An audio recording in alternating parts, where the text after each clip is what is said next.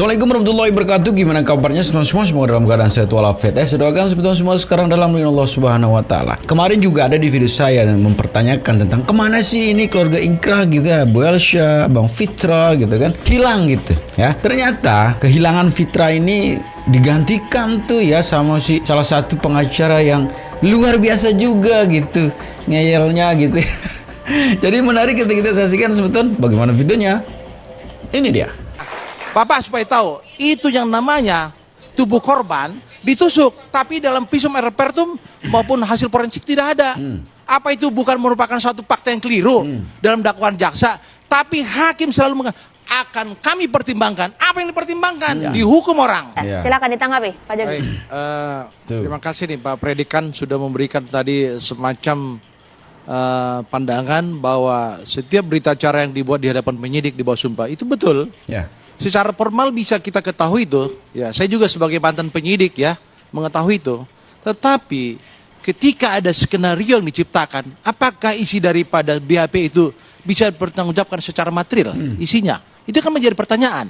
Terbukti sekarang kehadiran Dede yang kami tunggu-tunggu di ruang persidangan pada saat itu, kenapa dia tidak muncul jika katakanlah keterangan yang disampaikan di BAP itu adalah hal yang benar?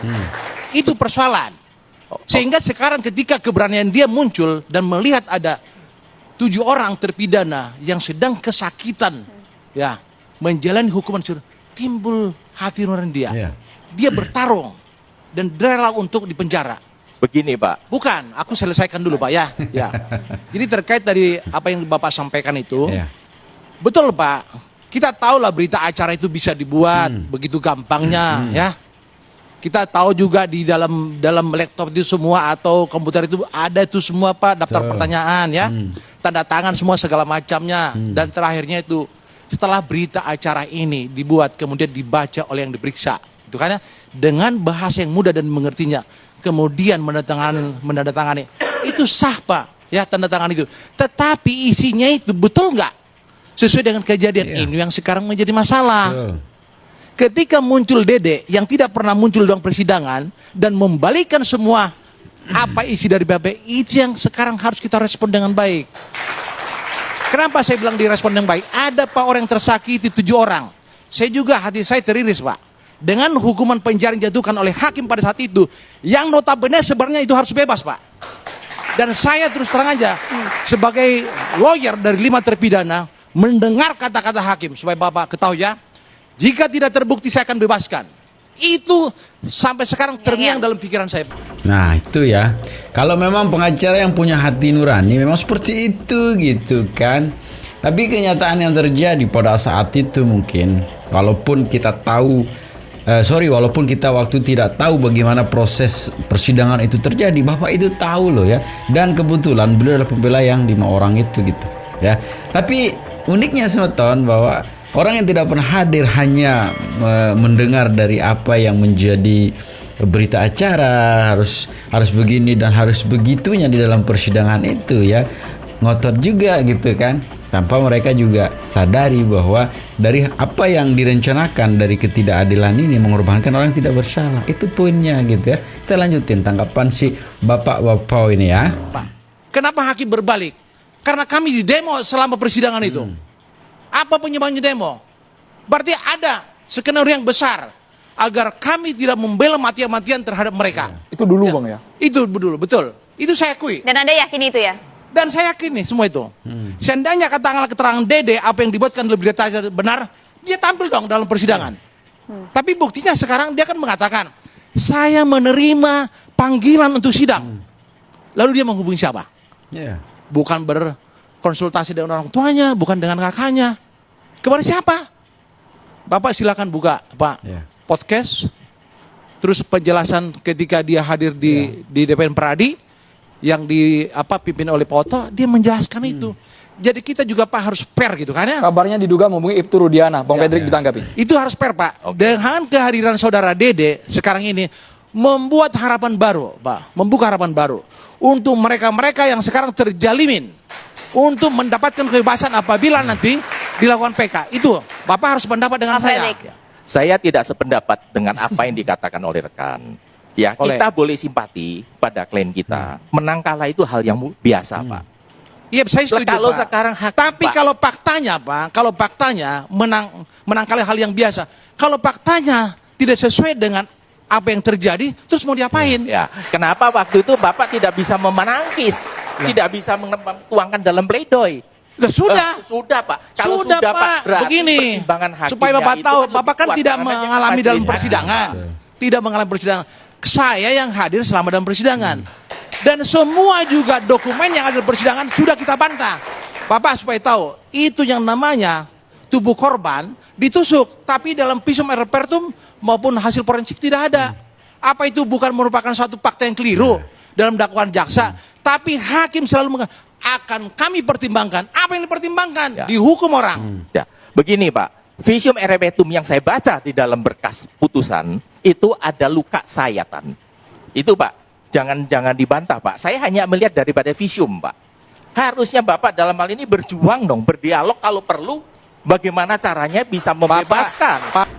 Itu harus kita bisa membedakan juga gitu kan. Mohon maaf, bahasa sayatan sama hasil tusukan gitu kan.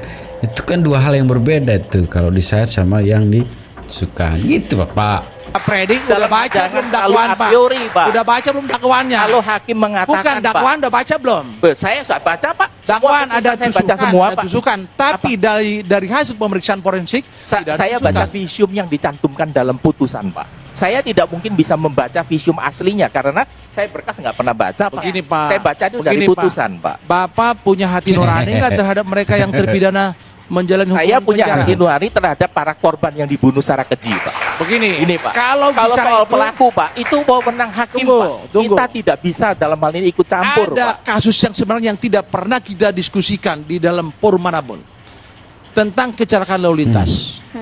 Tetapi selalu terframing ini adalah pembunuhan.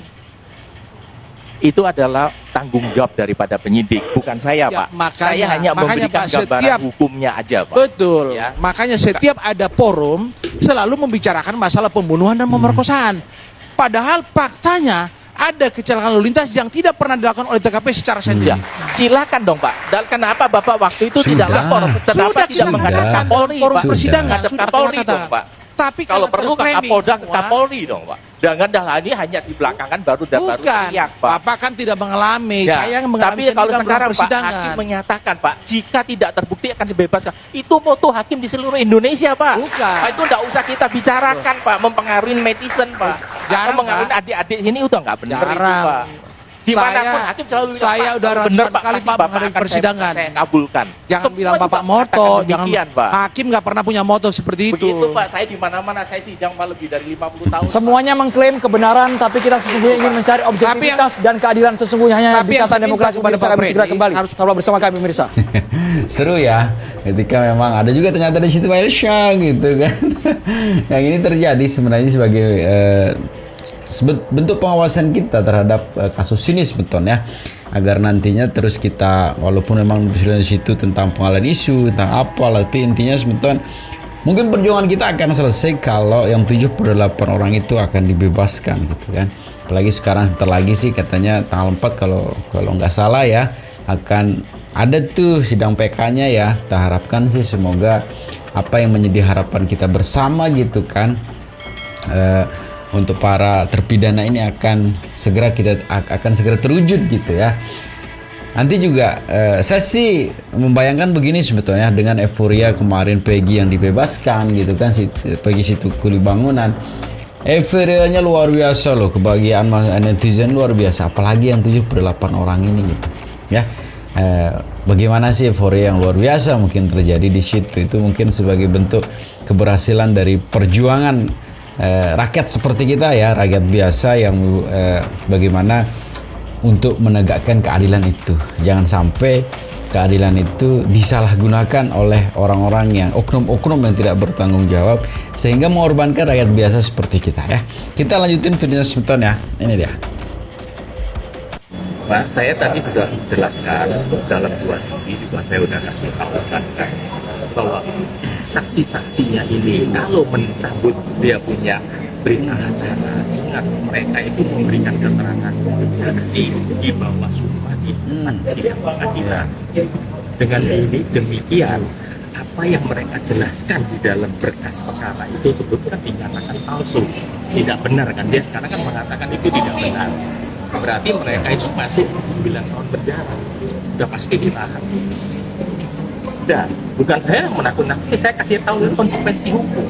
Dan jangan lupa kan, kalau sekarang 7 orang itu seandainya kata dalam PK itu dinyatakan bebas, Vina sama Eki jadi apa? Korban dong, sia-sia dong. Karena pasal 76 ayat 1 sudah mengatakan KUHP kan bahwa orang tidak bisa sidang 2 kali kan. Berarti akan dia mati sia-sia, tidak tahu siapa pembunuhnya. Apa kalian nggak kasihan sama si Vina sama Eki, cuma kasihan sama yang ada? Dan jangan lupa mustastis satu saksi itu bukan nggak ada artinya. Ya kan, mau sekarang mau 10 orang mengaku begini kan, itu kan harus dikaitkan dengan barang bukti dan hakim yang menentukan. Jadi jangan terlalu pede mengatakan bahwa ini pasti bebas dan segalanya.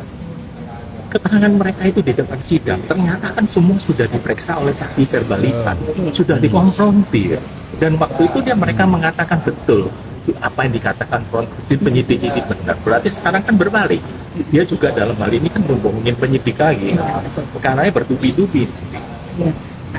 Oke. Artinya walaupun pada akhirnya mereka mengajukan PK, ya tetap aja mereka tetap akan kena kena hukuman. Saksi-saksi yang mencabut ini misalkan dinyatakan betul keterangan yang di sidang tersebut yang tahun 2016 itu adalah tidak benar, kan gitu kan?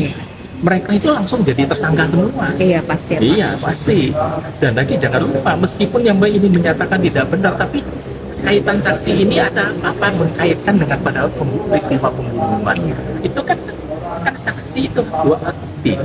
Kan saksi itu harus dikaitkan dengan pada alat bukti. Ada kaitannya, jaringannya bagaimana, itu kan nanti jaksa yang mengkaitkan, hakim yang menilai. Ini kan semua penilaian hakim. Kenapa waktu itu dia mengatakan dia dipukulin kemudian diperiksa katanya tidak dipukulin, hakim kok lebih percaya sama polisi? Itu kan banyak hakim dong, jangan kayak kita kan. Tapi kan kita menghormati apa nama keyakinan hakim. Kita harus menghormati. Jadi tidak ada jalan lain, nggak hanya PK. Jadi PK hukum itu bukan hanya karena saksi, masih banyak. Kalau dia pertama kali bikin LP kecelakaan lalu lintas kedua itu nggak ada artinya. Sekarang yang dibicara itu kan materi perkara kan, bukan ceritanya formil. Oh dulu nggak bikin surat perintah penangkapan, nggak pakai ini, lah itu nggak ada artinya semua. Itu formil udah lewat. Jadi segitu saja videonya teman-teman ya. Semoga videonya bisa memberikan informasi baru nih ya. Jangan terus bosan ya. Jangan lupa juga di like gitu ya. Di like, di subscribe tuh channel ini ya. Intinya teman-teman, kita ke depan akan terus mengawasi perkembangan kasus ini gitu ya. Dan harapan bahwa apa yang menjadi perjuangan kita dari awal untuk membebaskan 78 orang itu akan terwujud gitu ya. Sehingga kita bisa menyaksikan bahwa keadilan itu ditegakkan. Ketika memang rakyat biasa ini melawan gitu kan ketidakadilan itu dari oknum-oknum aparat yang keparat gitu kan, bisa terwujud lah dengan cepat ya. Tapi ini sebetulnya di akhir video selalu saya berpesan ya, jangan cepat termakan hoak ya, selalu jaga persatuan dan kesatuan serta persatuan kita. Dan jangan nakal tuh ya, karena sedikit nakal bisa berakhir fatal. Segitu saja video sebetulnya. Assalamualaikum warahmatullahi wabarakatuh.